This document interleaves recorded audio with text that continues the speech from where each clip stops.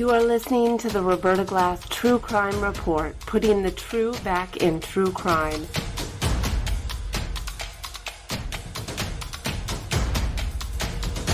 From New York City, Roberta Glass is now on the record.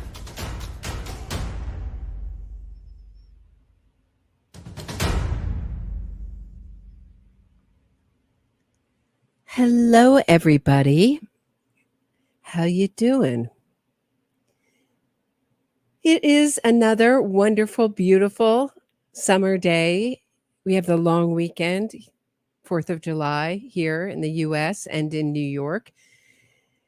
And I wanted to talk about amandaknox and a piece she wrote talking about how her wrongful conviction... Let me get rid of this. Hold on one sec. How her wrongful conviction is a gift. And it's just unreal.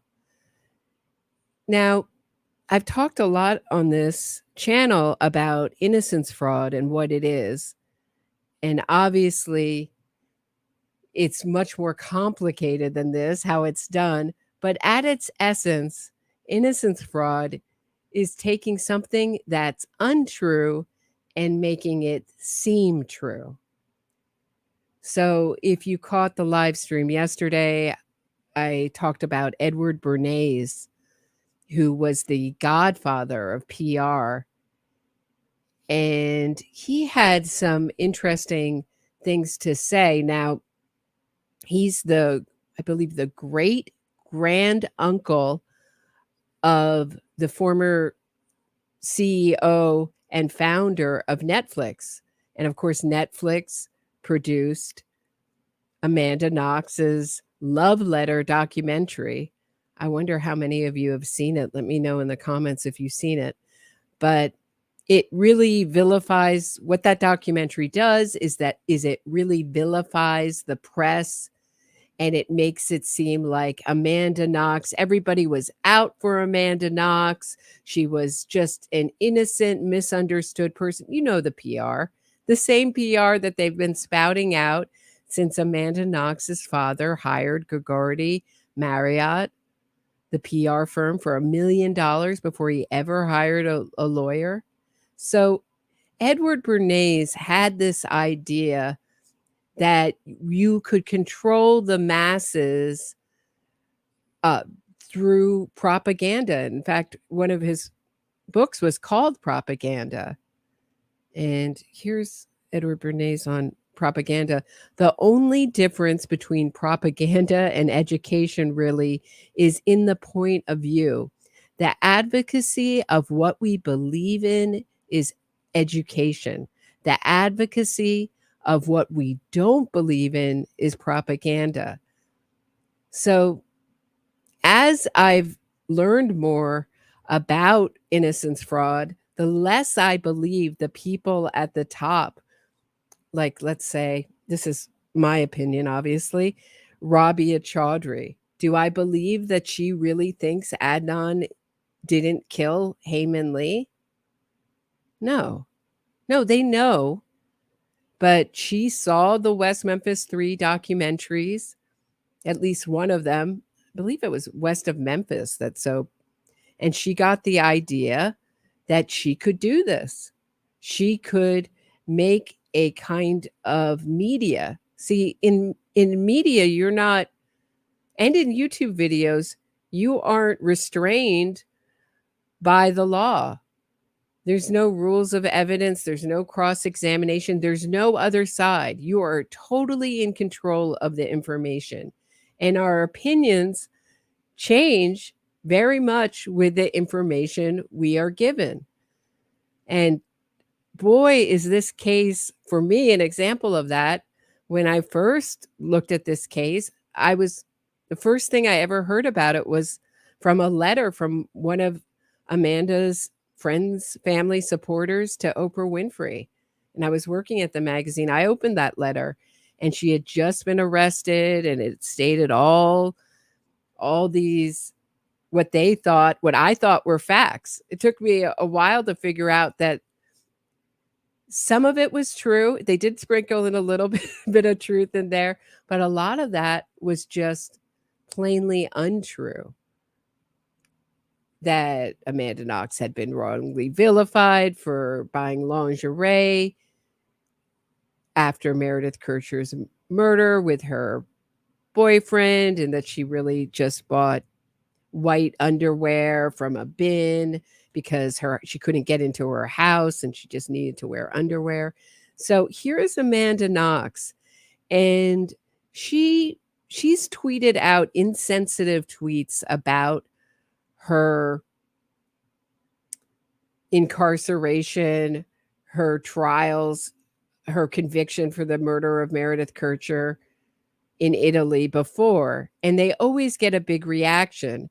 And the big reaction is because most people think it's really insensitive and callous to be making jokes about her incarceration. And this one, so after Donald Trump got elected, she made a tweet stating something to the effect, this can't be as bad as my 4 years in Italy. Like the next 4 years can't be as bad as my 4 years in Italy. And people were really horrified by that. And she said, I think this is the tweet, whatever happens next, it can't be as bad. And someone had tweeted about going abroad in Italy, and she's like, oh, going abroad is great. Just these kind of callous jokes.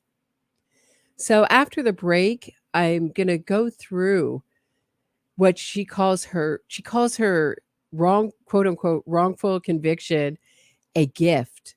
And she goes through why the science of why people think she's guilty. It's really interesting. Stay tuned for it right after this. If you are enjoying this episode of my True Crime Report, please hit the thumbs up, subscribe to the channel, and share this episode. Get access to exclusive podcasts and other bonus content by becoming a patron today. If you have a question or comment for me, shoot me a super chat and I'll do my best to answer it and read it on air. Thanks so much. Now back to the show.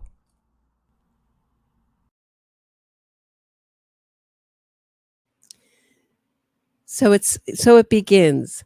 One of the unexpected gifts from my wrongful conviction is that I have become acutely aware of the cognitive biases that we are all susceptible to, and thus better able to avoid them in my own thinking. So she's helping herself, but she's also helping everybody else, guys. Okay, these are the cognitive biases. These are the things. So it's really interesting. I have been called biased so many times because every case that I've picked up to look at of a wrongful conviction has been a very obvious case of guilt. But when I first looked at this case, I was reading Barbie Nadeau's book, thinking amandaknox, I was on her side in the beginning. It was only later when I was presented with more information. So reducing the crime scene, making the entire crime very little, or blowing up something like a piece of evidence and then debunking it and then throwing away the whole case because that one little piece of evidence can be debunked or even questioned. I don't even know how much they actually debunk these things. They just put a little question mark, like, was that a false confession or a real confession? And usually what they do is they vilify the police, and all that is in here. All the usual lines of innocence, of the innocence movement, is in this piece of writing that amandaknox did. She also tweeted this out in addition to publishing this on her blog. It's like a huge tweet, really long. One reason I still receive so much vitriol is, and this is in all caps, the anchoring bias, the tendency to rely on the first piece of information regardless of its validity. The first thing most people heard about me was that I was a suspected killer. That colors everything else they ever hear about me. Well, I think it would, for one, but she wasn't a suspected killer. So I'm confused here as to what time she's talking about. Is she talking about now? Because it's really hard for me to believe that most people she meets don't assume that she's been wrongfully convicted, quote unquote, because of all the incredible PR, Netflix documentaries. She acts like there's some giant counter movement. And my thought on this, why she thinks it's such a large amount of people who find her guilty, is just my own unscientific experience meeting people in the real world. When they find out I have a true crime podcast, all of them want to know, what's the deal with amandaknox? I know she's supposed to be innocent, but I'm not so sure she is. It's like, especially with women, like a gut reaction. Is that evidence of guilt? No. But maybe that's what she's responding to, because there's no way that $1 million PR team that had no opposite would create such a massive wave of people thinking that she's guilty. Okay. Moving on. The base rate fallacy is the tendency to ignore general information and focus only on the specifics of one case. Okay, so that's like, so what she's saying here is that you would not bring in any of like your common knowledge about other cases into this case. Those who believe, and she keeps calling everyone who believes she's guilty a conspiracy theorist. Well, a conspiracy theory is just the belief that more than one person acted together to commit a crime, conspired to commit a crime. And I don't know how much planning it has to do to make a conspiracy, but certainly the Supreme Court in Italy, the Court of Cassation, believed that it was a crime of many people, not just one. So are those judges conspiracy theorists? Those who believe the conspiracy theories, so there's more than one conspiracy theory about her guilt, about my guilt, which I know Peter Hyatt, if go back, would say something about that. She's claiming my guilt and owning it. Rarely look at general info regarding wrongful convictions. If they did, they'd see how common my case is.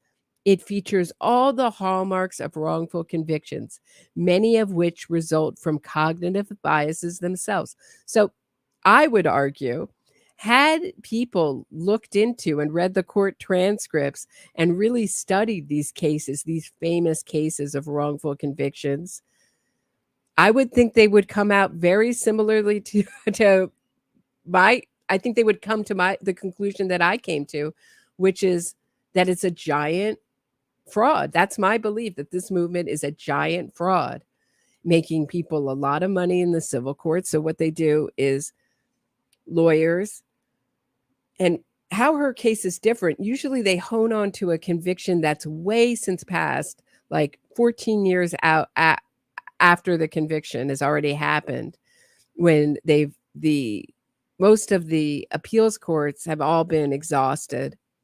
And then they hone in and they resell the case as a new case.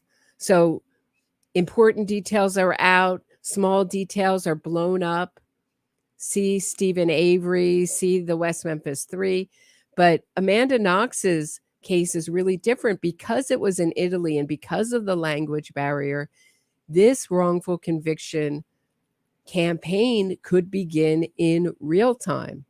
And that's what makes it different. But it's so funny that she believes that people should look into other cases of wrongful conviction. I think she means look into it, but not too deeply. First and foremost, confirmation bias, the tendency to seek out information that confirms an hypothesis and ignores information that disconfirms it.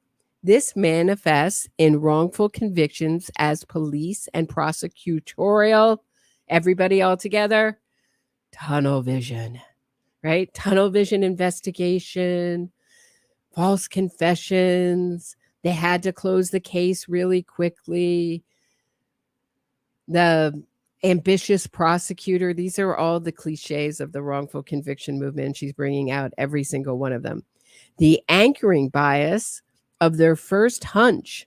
So everyone just had a hunch. And that's what she told Joe Rogan, that they all had a hunch that amandaknox, the pretty young American, did this brutal crime with a knife. Why would they think that? And they didn't think that the other two roommates did it. I mean, it's just so unusual for a woman, for one.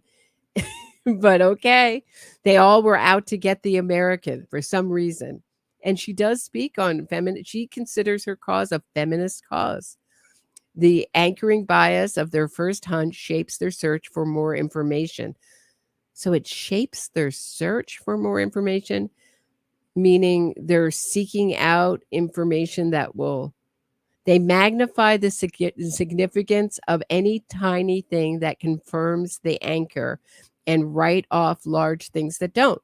Well, talking about writing off large things that don't, how about the Supreme Court's that let you go, their decision, that there were multiple attackers, the break-in room was staged, and that you washed Meredith Kercher's blood off your hands and feet. A lot of people just ignore that right off. And she'll get into all her PR talking points in this. Oh boy, it's a doozy. Okay. Thus, much weight was put on a kiss. See, it's all about the kiss, guys, between me and Raffaele, while the fact that my DNA was not present in the room where the murder happened and that it was impossible to have participated in such a bloody event without leaving any traces of oneself was intentionally ignored.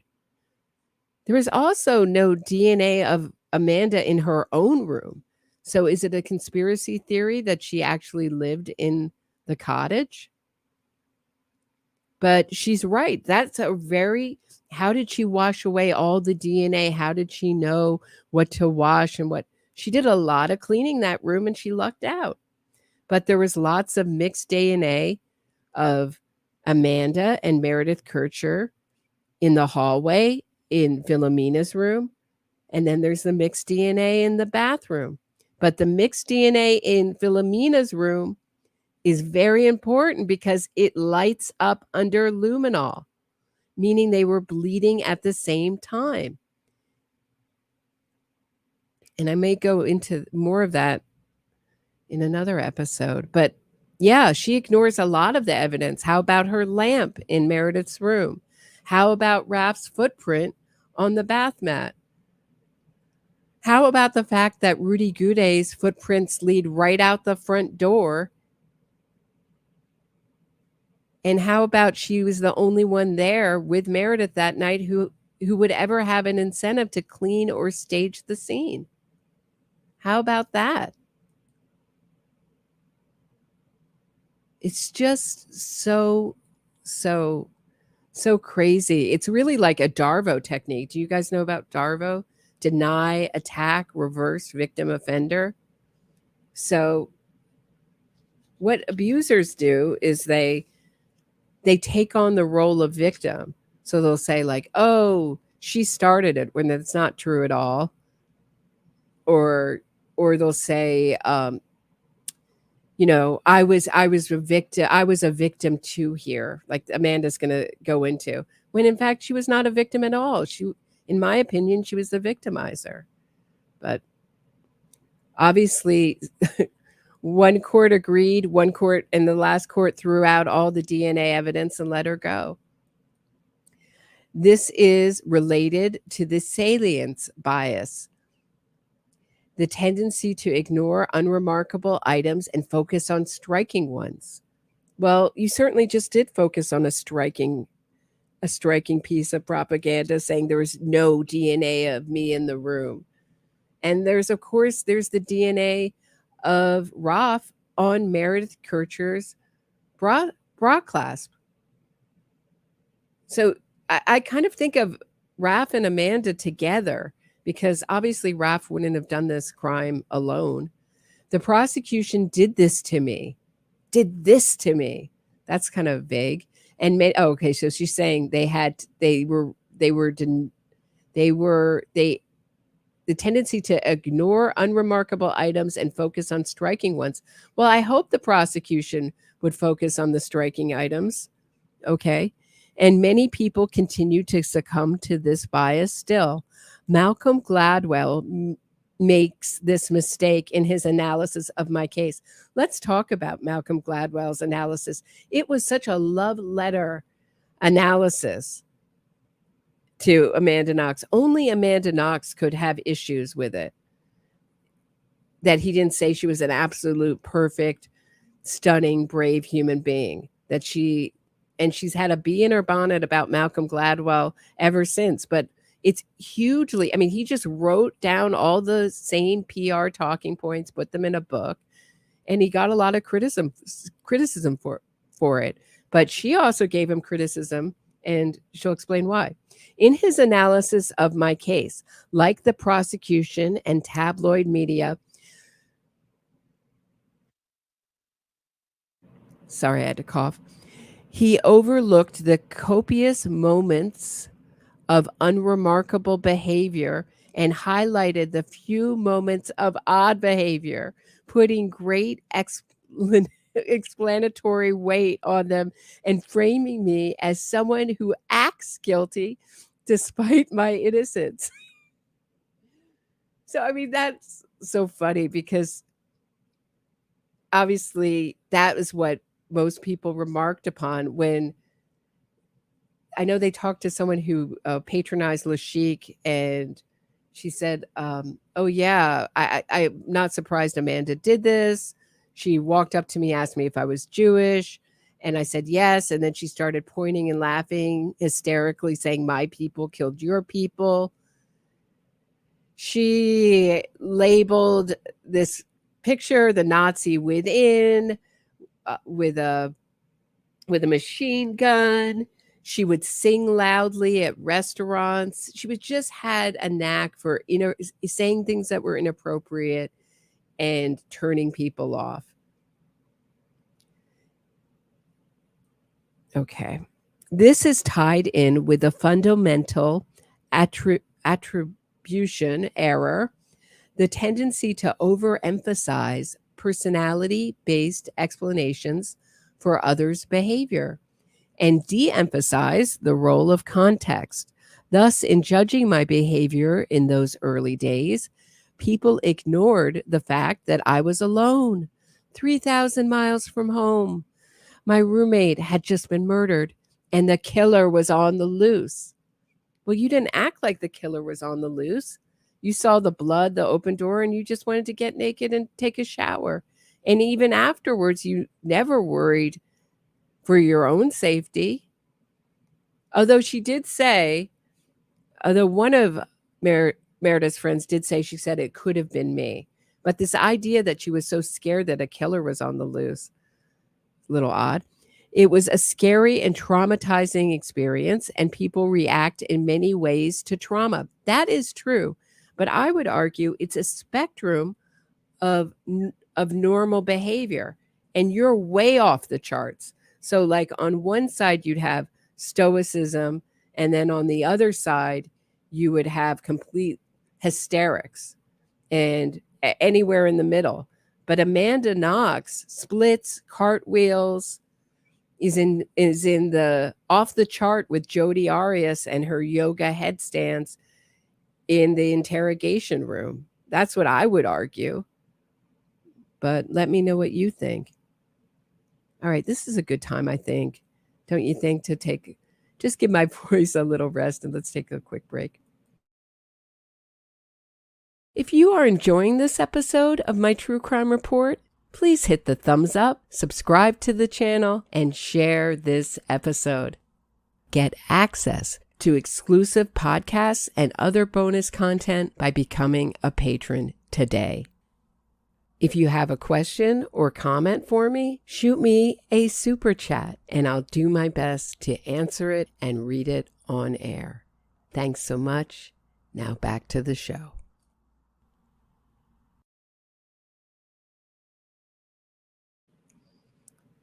Okay.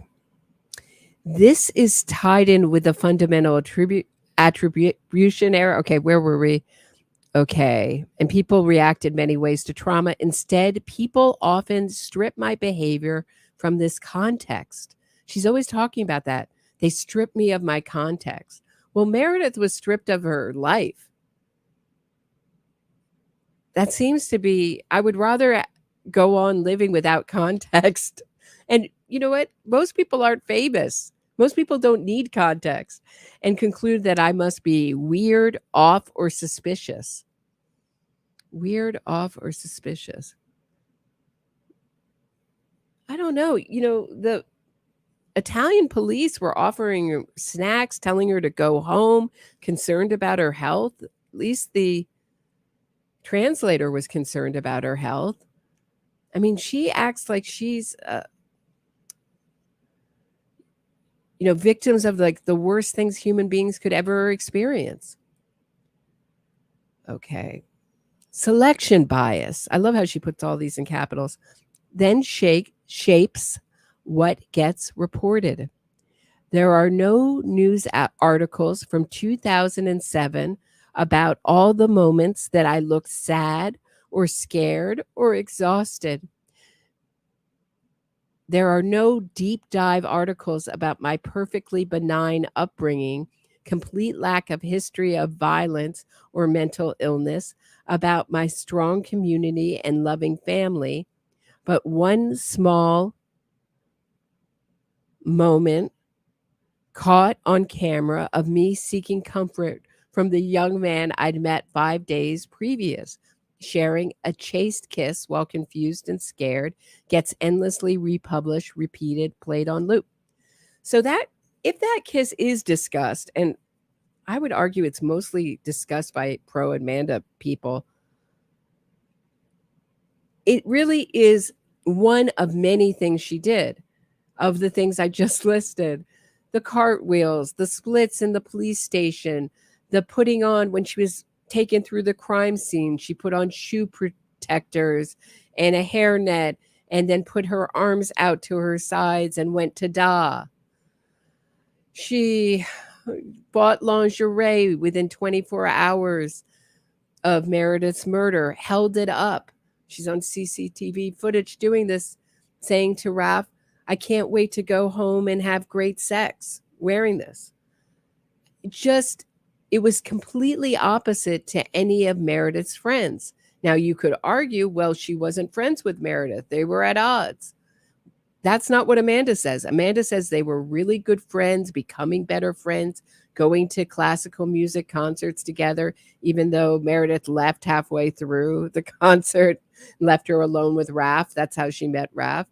So so what she's doing is making a whole bunch of behavior into one kiss. And that's just, I would argue that would be straw manning the argument.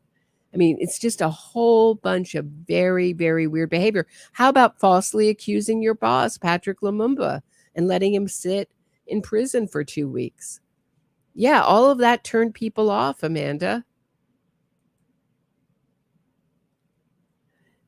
That selection bias created an anchor that confirmation bias could operate upon.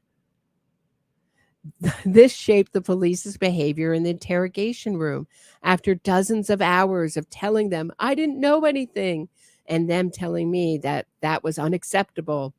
After being deprived of counsel and contact with my mom, after being slapped, after being questioned by people twice my age in a language I I understood as well as a 10-year-old. They convinced me that I had amnesia, that I had witnessed something so traumatic that I blocked it. No, that's not how that happened. So your interrogation, you were given tea, you were offered to snacks from the machine downstairs. You only confessed, you weren't hit. You yourself had to admit on the stand that you were treated very well and you weren't denied bathroom breaks or any of those things, and that you were given a translator. But it took 2 hours. It took 2 hours for you to accuse falsely Patrick Lumumba of killing Meredith Kircher. And you didn't just accuse her like, I'm not sure. You're getting me to maybe remember things. I think what the translator said is, oh, when I broke my leg, I couldn't remember anything for a year. That's try to imagine and make up a story. That's how Amanda takes that. I think the translator was just trying to say, like, look, we know you're BSing us. I'm trying to give you an out here. But as soon as Raph pulled her alibi, she named him within 2 hours. So what are we talking about here? And furthermore, she had none of the risks for false confessions. She didn't have a low IQ. She wasn't poorly educated. Combined with all the rest of those, she wasn't slapped. She said she was treated very well. You know, she tried this on the stand. It didn't turn out so well for her. They would not accept the truth that I knew nothing, so they forced me into the misattribution bias.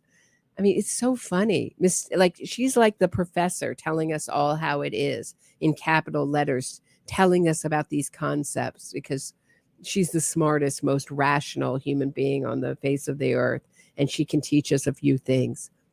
Mistaking imagination for memory. They asked me to imagine what might have happened, didn't happen. They suggested scenarios and then told me these were memories I must have blocked out. Not true. Exhausted and traumatized. They all told you to go home, Amanda, and you insisted on staying there because Raph was being questioned. And so they had you write down who was in and out of your house, and then they brought you in when they had a translator, and within 2 hours, you named Patrick Lumumba. I signed their statements implicating myself and my boss. Yes, you implicated yourself. You put yourself at the scene. I recanted hours later, which everyone ignored. Didn't happen. My boss had a rock solid alibi, but it still took him 2 weeks. The police didn't know that. And it took him 2 weeks for the police to confirm that rock solid alibi while you sat around or letting your prison roommate organize you, talking to your mom and taking visits with your dad and meeting with your lawyers and never saying anything. And I was blamed for that. And to this day, I am called a liar. Yeah, you are a convicted slanderer, which is like a felony liar. It's like it's a felony in Italy. It's more like obstructing the course of justice. You interfered with the investigation. Who would want to interfere with the investigation and tell a lie like this? And I don't believe that you didn't mean to tell this lie. I think that Patrick Lumumba was the stand-in for Rudy Gude, and you were all protecting one another. I am called a liar because the statements the police pressured me into signing. See, it's all the police's fault. Again, the fundamental attribution error is at play. The context surrounding those statements is ignored, and a personality-based explanation is given. She signed those statements because she's an untrustworthy liar. Well, you said it, I didn't, but yeah, you're actually like a convicted slanderer, so yeah. By law, you are. At trial, a host of other cognitive biases came into play.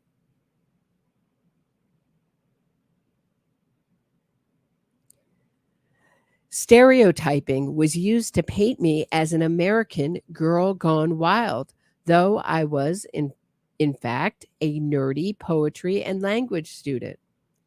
Yeah, you may have been a nerdy poetry and language student, but other students who knew you then called you a man-eater and a hard partier who used a host of drugs. The rhyme as reason effect in which something that rhymes is seen as more truthful was used against me. That was used in OJ's trial. So she's using Barry Scheck's. So Barry Scheck, who started the Innocence Project and where Amanda makes her money, one of the places talking to these Innocence Projects for $10,000 a pop. So one of those lawyers in that trial used that if it doesn't fit, you must acquit. Let me actually finish the sentence and then I can go further into it. This was used in OJ's trial in reference to the bloody glove as, quote, if it doesn't fit, you must acquit, unquote. For me, it was the moniker Foxy Noxy. That rhyme shaped opinion of me as sly, devious.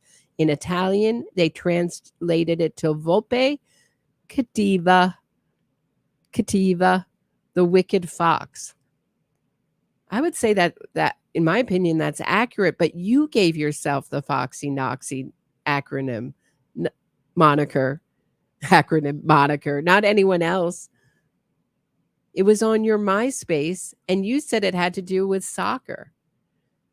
But kind of hard to believe with your reputation, maybe. I don't know. I didn't know you then. But it seems kind of unusual that it would be referencing soccer when you were such a man-eater. The framing effect was used repeatedly at trial to present benign behaviors as suspicious. She ate pizza after her friend had been murdered. Why wasn't she wasting away, sobbing?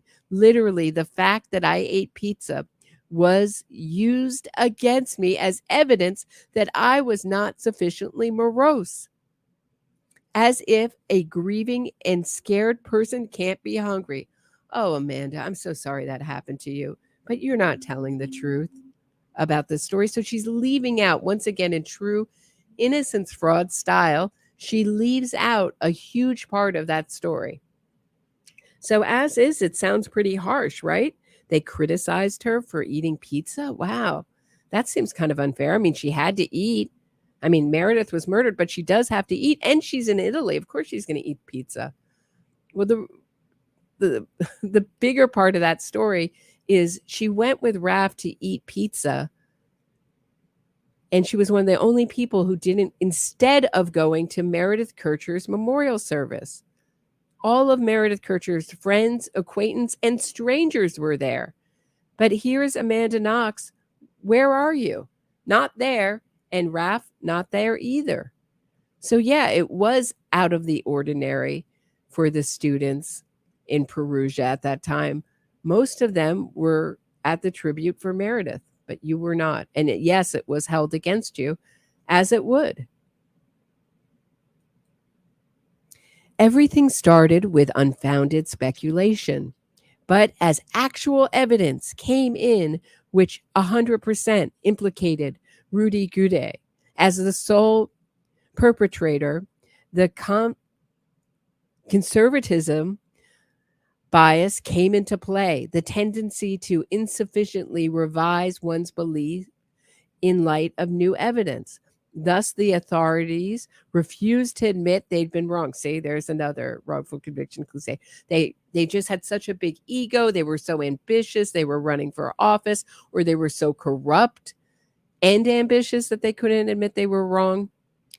One's belief in light of new evidence. Thus, the authorities refused to admit they'd been on the wrong track and instead twisted their theory in bizarre ways to somehow maintain that they'd been right all along in suspecting me, despite all the evidence pointing to someone else. Well, there was evidence pointing to someone else, and there was evidence pointing to two someone else's in addition to you. And you make that seem like a bad thing. So they arrived at the idea that must have used my sex magic mind control powers, strawmanning the argument here. No one argued that she used her sex magic mind control powers to coerce Rudy Goudet into doing the murder for me. No, that's not what the prosecution argued. They argued that you were the one to wield the knife. And my motive was, I kid you not, they said in court documents, evil for evil's sake. My understanding is that the motivation was closer to like you guys weren't getting along, and it was a humiliation and punishment of a rival. Aided by drugs and alcohol and lack of sleep. After 4 years of prison and 8 years of trial, 8 years of trial. Are you kidding me, Amanda? You never went back to Italy. Once you were let go, you never went back. I was definitively acquitted. No, you weren't. But the continued influence came into play, the tendency to believe previous learned misinformation, even after it has been corrected. My reputation has not been restored. I mean, if $1 million PR team can't, and celebrity support, a Netflix documentary hasn't restored your reputation, I don't know what can at this point. All right, I think this is a good time to just give my voice another little rest. I'll be back for more of this after the break. If you are enjoying this episode of my True Crime Report, please hit the thumbs up, subscribe to the channel, and share this episode. Get access to exclusive podcasts and other bonus content by becoming a patron today. If you have a question or comment for me, shoot me a super chat and I'll do my best to answer it and read it on air. Thanks so much. Now back to the show.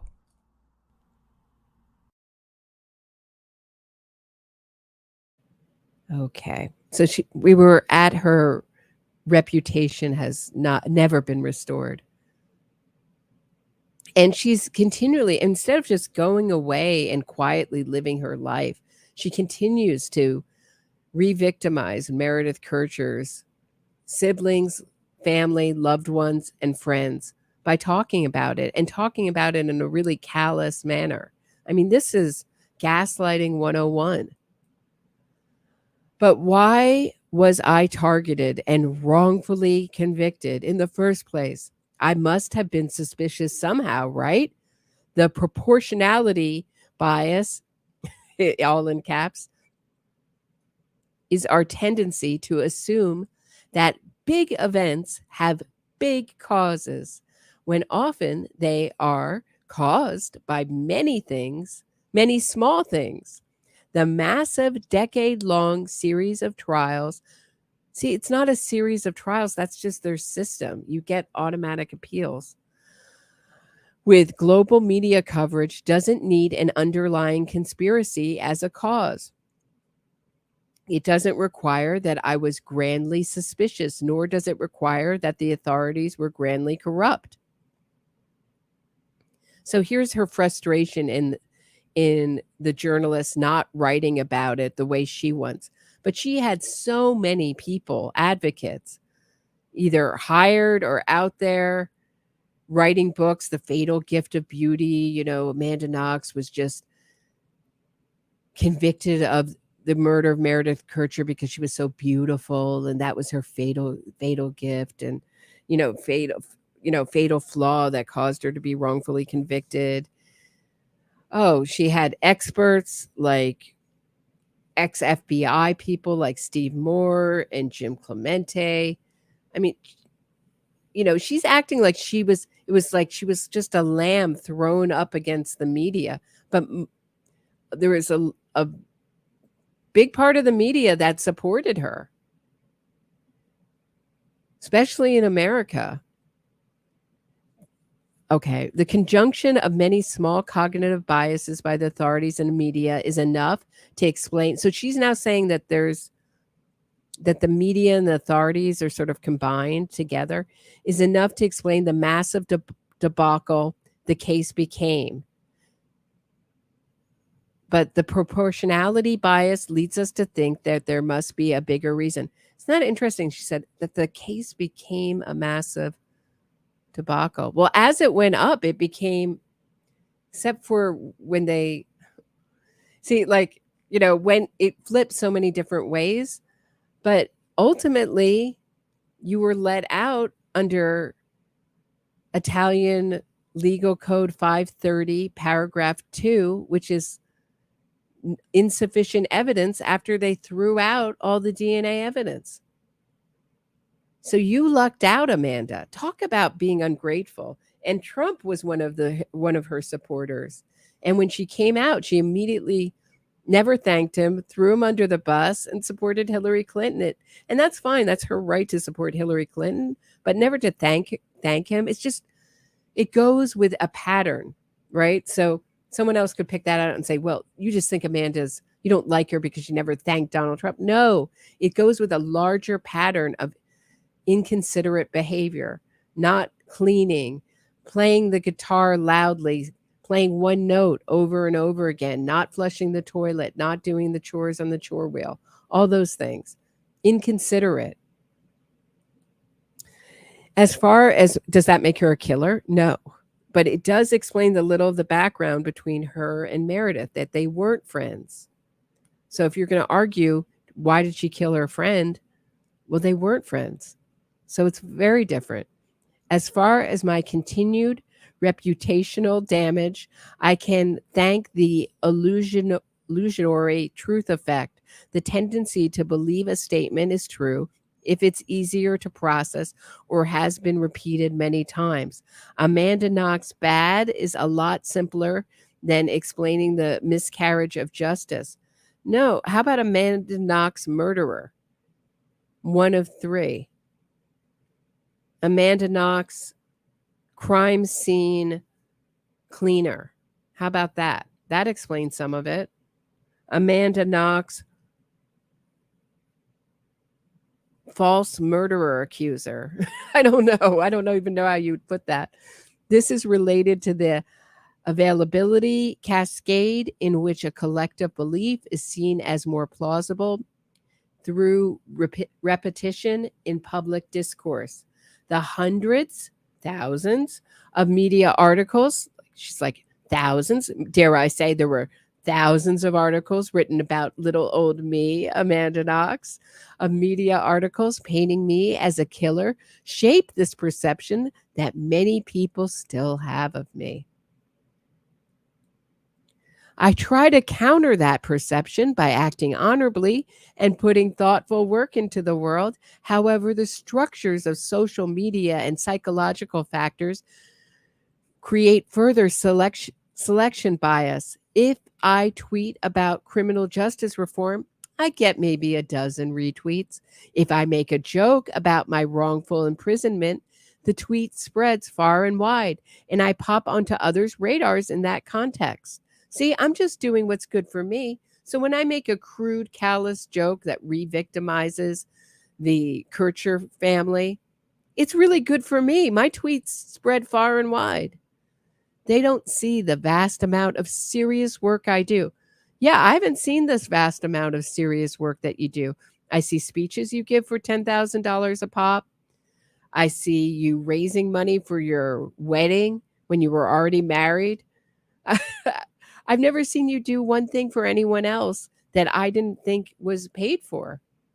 Obviously, I would never know that, but she did go out and promote Brendan Dassey's Innocence, the accomplice to Stephen Avery, Teresa Hallback's murderer. So I haven't seen that vast amount of serious work either. You're right on that, Amanda. And only see the highly retweeted joke and conclude that I'm purely flippant. Wow, who could conclude that? Wonder how that happened. And then they judge me for making light of a tragedy, but they failed to distinguish between the tragedy that befell Meredith and the one that befell me. This is the zero-sum bias, assuming incorrectly that if one person gains, another must lose in a situation. Okay, open up your ears. I know it's all so poorly written and weird, but listen up to this part. In this case, they assume that respecting my victimhood by the Italian justice system is tantamount to disrespecting Meredith's victimhood for being murdered by Rudy Gude. See, first of all, the Italian courts did not conclude that Rudy Gude did it alone. They concluded that it was multiple people and that he had accomplices. Doesn't take much to figure out who those accomplices might be. That the murder scene, right? That the break-in was staged. And that you washed Meredith Kircher's blood off your hands. That conclusion, that in that way. In what way were you a victim of the Italian justice system? You told a magistrate judge that the system was fair to you. So what are you talking about here, Amanda? And Meredith Kircher lost her life. That is in no way even close to what you went through and the grief that her family had to go through and is still going through to this day. Nowhere near. And this is why people find you callous, Amanda, and find you creepy, is because you not only is the evidence so strong against you, but because of this callous, psychopathic ramblings. You see it often in wrongful conviction cases. People wrongly assume that there can be only one true victim, and that if we are to honor the victim of the original crime, we must deny that anything wrong happened to the person wrongfully convicted. Amanda, you did 4 years. That's exactly what you would have done, what you were set to do for your conviction for slander. So you did no time wrongfully convicted, in essence. In truth, wrongful convictions multiply victimhood. You know, if you're such a victim, Amanda, why didn't you sue the Italian courts the way Raff did for wrongful conviction money, just the same way people do sue in their civil courts here? Ex-cons who get their convictions overturned on a technicality or what have you, and they sue for multi-million-dollar judgments and get them often. Why didn't you sue like Raff did if you were such a victim of a wrongful conviction? Raff did, and you know what he got? Zero, zilch, nada, nothing. Maybe because the first thing that you said to the judge was right, which was, I was treated fairly. Now you're saying to everyone that you were treated most unfairly and you're a victim on par with Meredith Kircher. Kids in the 80s and 90s would say, that's whack. This is crazy. All right, I need a break. Let's finish to the end of this. Meredith is a victim of murder. I'm a victim of a miscarriage of justice. Both our families are also victims of this miscarriage of justice, which has denied them closure and put our families through hell.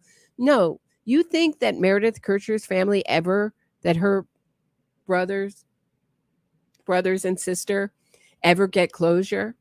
No, they have a life sentence of grief, Amanda.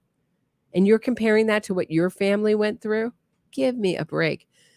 Because of this single victim fallacy, I am told I should never joke about the injustice I suffered because it is conflated with the injustice done to Meredith by someone else. See, someone else did it, so I can joke about it. Because of this fallacy, I'm told to shut up and disappear. Might be a good idea. That might be some sound advice, Amanda. Even supporters have said to me, why doesn't she just go away? Why doesn't she do something else? Why is she stuck in this? If you are enjoying this episode of my True Crime Report, please hit the thumbs up, subscribe to the channel, and share this episode. Get access to exclusive podcasts and other bonus content by becoming a patron today. If you have a question or comment for me, shoot me a super chat and I'll do my best to answer it and read it on air. Thanks so much. Now back to the show.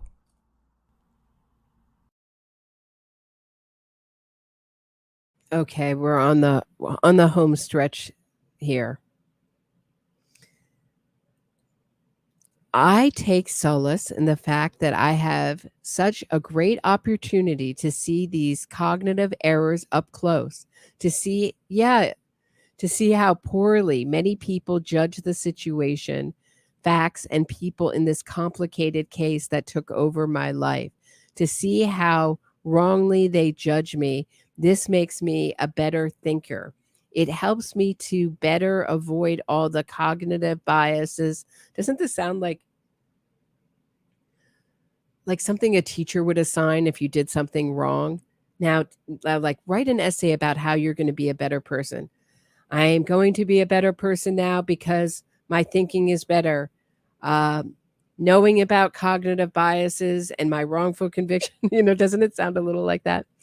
To see how wrongly they judge me. This makes me a better thinker. It helps me to better avoid all cognitive biases that caused my wrongful conviction, that led to slanderous media coverage. You know what slanderous media coverage is?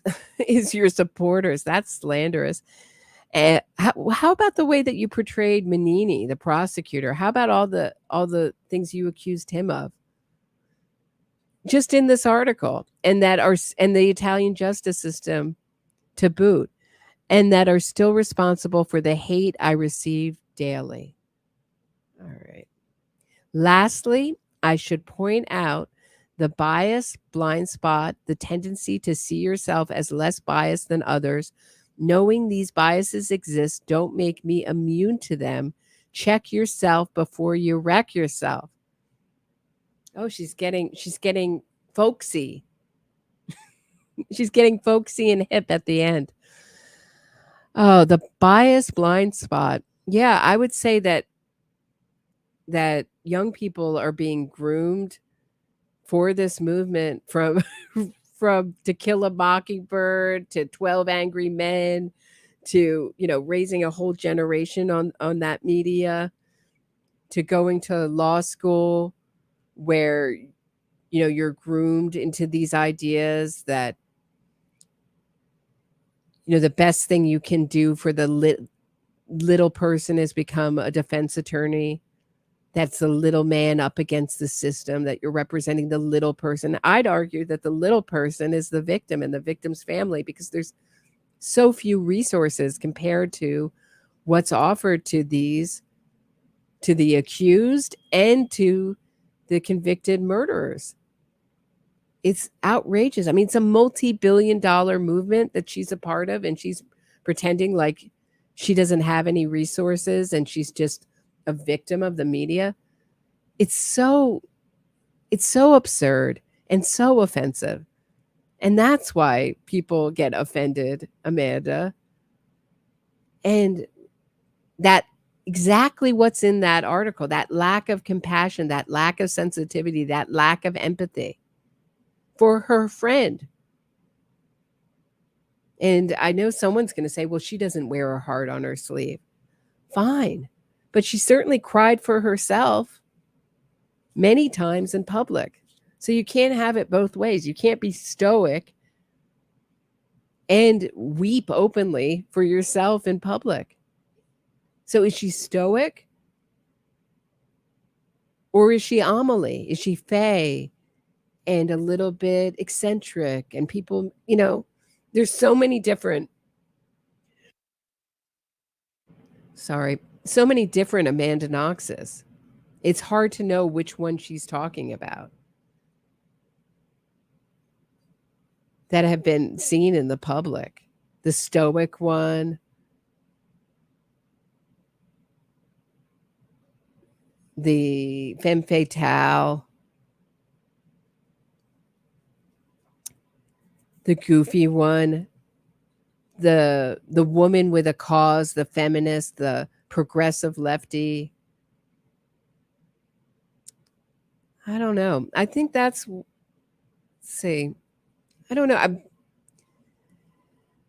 I will be getting to Rudy Goudet at some point in this, but nobody's arguing that Rudy Goudet wasn't part of this. It's Raph and Amanda who have the big Innocence fraud campaign and have the big movement behind them. But I think that's what I have for today. Have a great weekend. Tomorrow at 3:00, I will be talking to civil attorney Thomas Mortati about Nick Hillary and who killed and Garrett Phillips. And that, if you've seen Who Killed Garrett Phillips, I invite you to go back and listen to my episode, Who Killed Garrett Phillips, Solved. But we're going to be going over it. We're going to be talking about the final chapter in Nick Hillary's saga tomorrow, 3:00. It's going to be live. Don't miss it. It's always a really interesting guest. All right. Have a good night, everybody.